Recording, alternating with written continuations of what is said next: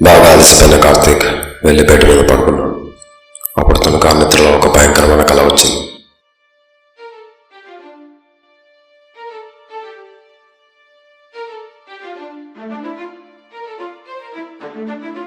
కలలో తాను ఒక భయంకరమైన అడవిలో ఉన్నాడు.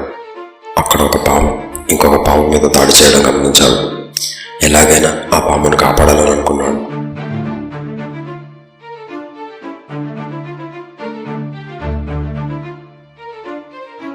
అటు ఇటు చూశాడు. ఒక రాయి కనపడింది. తాను తీసుకొని విసిరాడు. ఆ రాయి వెళ్ళి దాడి చేస్తున్న పామునెత్తికి తగిలి ఆ పాము అక్కడికక్కడే మరణించింది.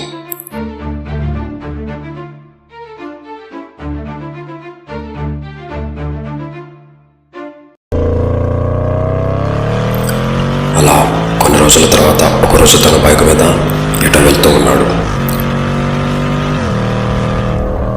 అప్పుడు తను వెళ్తున్న దారిలో తను ఆ రోజు కాపాడిన పాము కనిపించింది.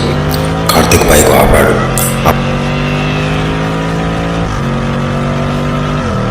అప్పుడు ఆ పాము పాక్కుంటూ తన దగ్గరికి వచ్చింది. దగ్గరకు రాగానే ఒక్క గెంతున ఎగిరి మీదకు దూకింది. దాంతో షాక్ అయిన భయంతో అరిచాడు కార్తీక్. వెంటనే మెలకు వచ్చింది. ఇది కళ అనుకున్నాడు. లేచి కూర్చున్నాడు. పిల్లలు, మీరు కూడా ఇలా చేయకండి.